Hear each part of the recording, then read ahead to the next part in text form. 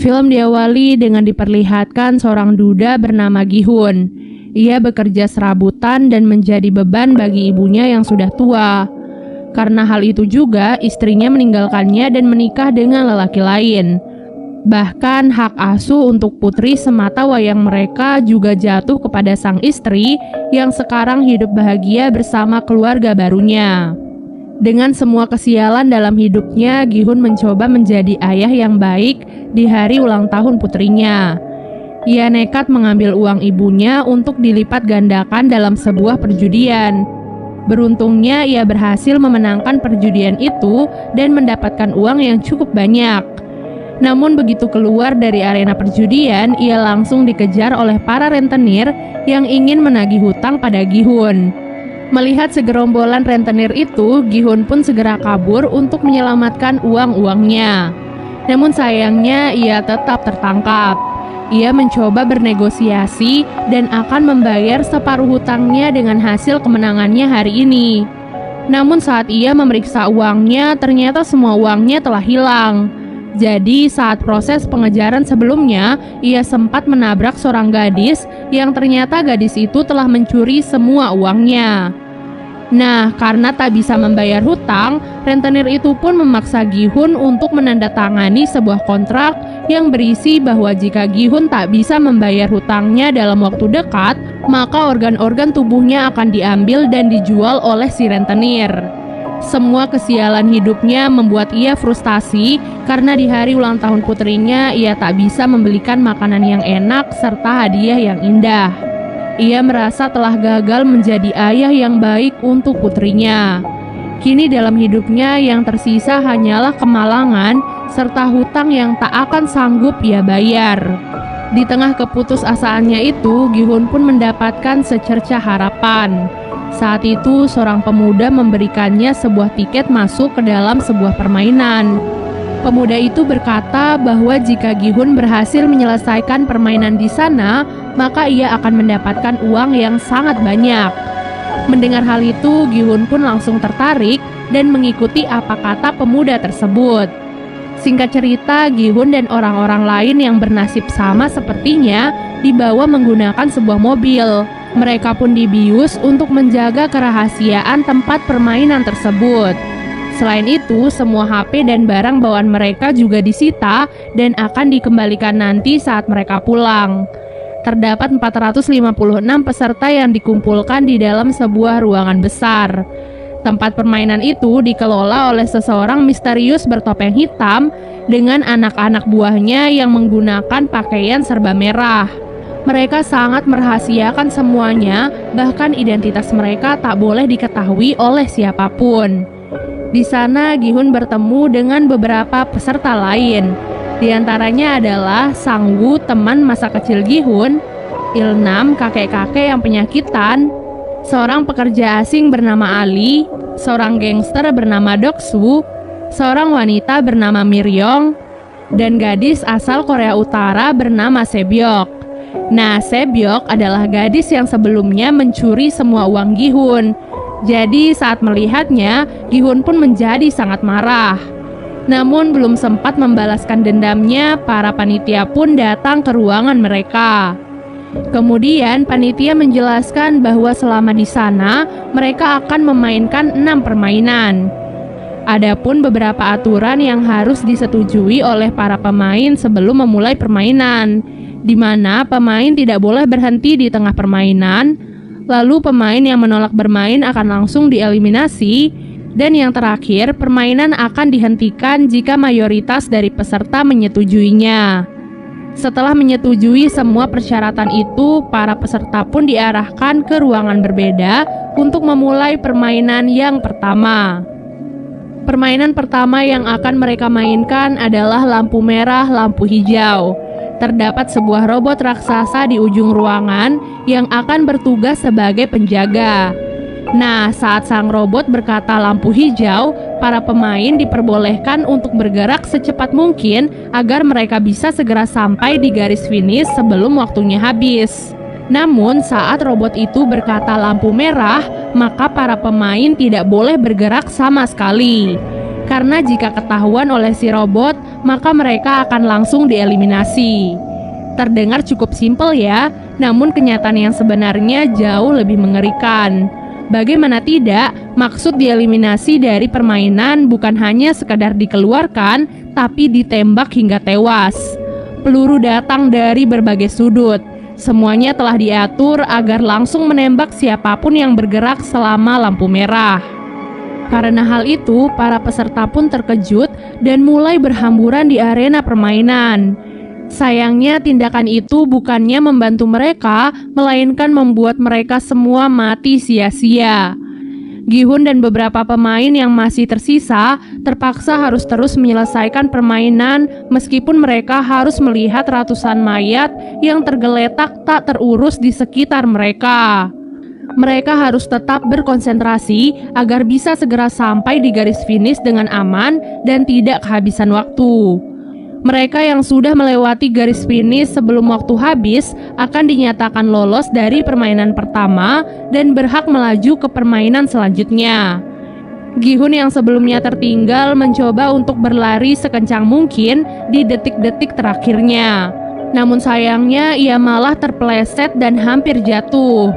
Beruntungnya Ali yang berada di belakang Gi-hun berhasil menarik bajunya sehingga ia bisa bertahan dan akhirnya lolos dari permainan pertama.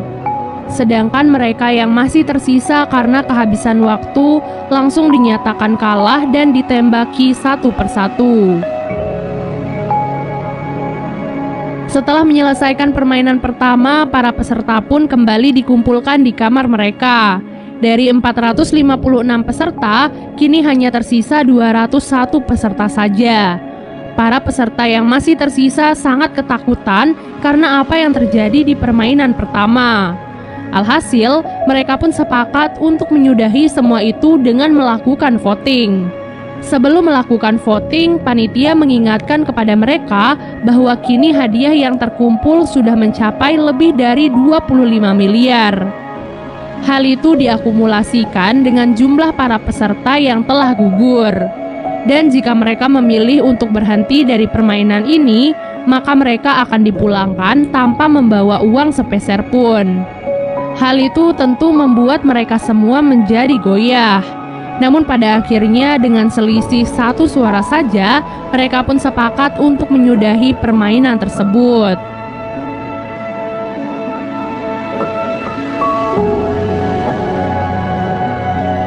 Setelah kesepakatan itu, para peserta pun akhirnya dipulangkan kembali ke daerah mereka masing-masing. Keesokan harinya, Gi-hun memutuskan untuk pergi ke kantor polisi dan melaporkan sindikat permainan yang kejam sebelumnya. Ia pun menceritakan semua kejadiannya sejak awal mereka dibawa sampai kembali dipulangkan. Polisi yang mendengar semua ceritanya hanya bisa tertawa. Kemudian Gi-hun pun memberikan tiket permainan yang sebelumnya ia dapatkan dari pemuda misterius sebelumnya. Di sana terdapat sebuah nomor telepon yang bisa dihubungi. Namun ketika si polisi mencoba mengkonfirmasi nomor itu, yang mengangkatnya malah seorang wanita biasa. Hal itu pun membuat polisi marah kepada Gi-hun dan menganggapnya telah gila. Tak lama kemudian, seorang polisi bernama Junho baru saja tiba di kantor polisi tersebut. Entah apa alasannya, ia terlihat tertarik dengan tiket permainan yang dibawa oleh Gi-hun. Ia bahkan meminta identitas Gi-hun pada para polisi yang mendengarkan cerita Gi-hun sebelumnya. Junho sepertinya mengetahui sesuatu yang janggal dari permainan tersebut. Tak disangka, ia juga memiliki tiket yang sama persis dengan milik Gi-hun. Tiket itu diketahui milik kakaknya yang sudah lama menghilang. Junho pun merasa bahwa kakaknya pasti ada di tempat permainan tersebut. Di tempat lainnya, Gi-hun yang pulang ke rumahnya merasa kebingungan mencari ibunya. Ternyata ibu Gi-hun saat ini dirawat di rumah sakit karena menderita penyakit diabetes akut. Bahkan dokter menyarankan kepadanya untuk segera melakukan operasi. Namun sang ibu justru memilih untuk pulang karena tak sanggup membayar biaya pengobatan di rumah sakit. Hal itu pun membuat Gi-hun sedih dan kecewa pada dirinya sendiri. Ia bahkan nekat meminjam uang pada mantan istrinya demi bisa membayar biaya pengobatan ibunya. Namun yang ia dapatkan malah hinaan dari suami baru mantan istrinya yang juga bahkan melarangnya untuk mendekati putri kandungnya sendiri. Hal itu pun tentu membuat Gi-hun marah dan langsung menghajar lelaki tersebut. Kini Gi-hun pun sadar bahwa apa yang dikatakan panitia permainan itu benar adanya. Dunia luar jauh lebih kejam dari apa yang terjadi di dalam sana. Mereka akan tetap dikejar hutang dan mati di tangan rentenir. Semua kenyataan pahit dunia pun membuat Gi-hun dan yang lainnya tertarik untuk masuk lagi ke dalam arena permainan. Pada malam harinya mereka semua pun berkumpul dan dijemput seperti saat pertama kali ikut serta. Namun kini yang berbeda adalah mereka bisa lebih mempersiapkan diri karena sudah tahu apa yang akan terjadi di dalamnya. Dari arah lain, Junho ternyata juga ikut menyusup ke dalam mobil. Kali ini ia bertekad untuk bisa masuk ke dalam arena permainan agar bisa menemukan kakaknya yang hilang. Ia pun menghajar seorang panitia dan mengambil kostumnya agar ia bisa menyamar tanpa diketahui oleh siapapun.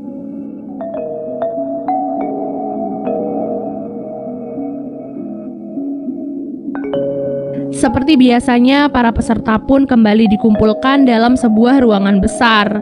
Namun tak diduga ada beberapa dari mereka kali ini datang dengan persiapan, yaitu membawa sebuah senjata atau barang-barang kecil yang mereka perlukan. Dari 201 peserta awal, kini tersisa 187 orang yang memutuskan untuk ikut serta kembali. Yang berarti hadiahnya juga semakin bertambah. Di waktu yang sama, Junho yang kebingungan juga kini harus menyamar menjadi panitia di dalam aula permainan tersebut.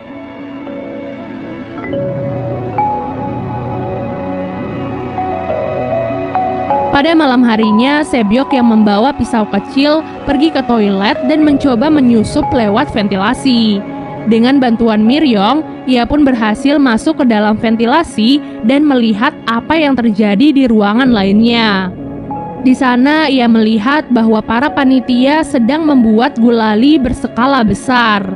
Namun ia tak tahu apa yang akan dilakukan dengan semua gula tersebut. Keesokan harinya para peserta pun bersiap dan dikumpulkan untuk memainkan permainan yang kedua. Sebelum memulai permainan, Sang-woo bertanya kepada Sebyok tentang apa yang ia lihat kemarin malam. Ia pun berkata bahwa permainan kali ini pasti merupakan permainan masa kecilnya. Sedangkan Sebyok yang berasal dari Korea Utara pasti akan kesulitan. Oleh sebab itu, Sebyok pun memberitahunya bahwa ia melihat para panitia membuat gulali. Setelah mendengar hal itu, Sang-woo pun langsung teringat akan permainan masa kecilnya, di mana terdapat lelehan gula yang diberikan dalam bentuk yang berbeda-beda. Tugas mereka adalah mengikis gula tersebut sesuai dengan bentuknya. Itulah mengapa ia sengaja mengambil bentuk segitiga karena merupakan bentuk yang paling mudah. Namun anehnya, Sang-woo tidak memberitahu teman-teman terdekatnya tentang hal itu dan malah membiarkan mereka memilih bentuk-bentuk yang sulit. Seperti contohnya Gi-hun mengambil bentuk payung dan kakek Il-nam mengambil bentuk bintang. Peserta memiliki waktu 10 menit untuk menyelesaikan permainan kali ini. Bagi peserta yang gagal membuat bentuk yang sesuai, maka mereka akan langsung dieliminasi atau ditembak. Hal itu pun membuat para peserta yang lain panik dan semakin ketakutan. Mereka semua berusaha sekeras mungkin untuk mendapatkan pola yang diinginkan. Kemudian terlihat Miryong yang memanfaatkan korek apinya untuk memanaskan jarum agar gulali itu bisa lebih mudah untuk dilelehkan. Peserta yang mengambil bentuk mudah satu persatu mulai berhasil menyelesaikan misi dengan aman.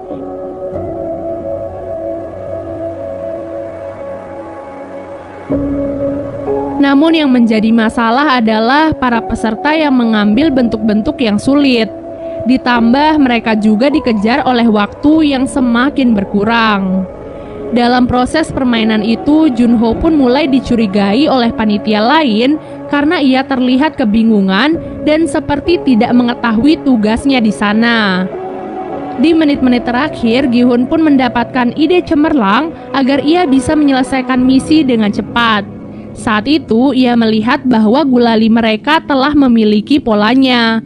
Jadi yang harus mereka lakukan adalah menjilati gulali itu sampai bisa dipisahkan dari polanya tersebut.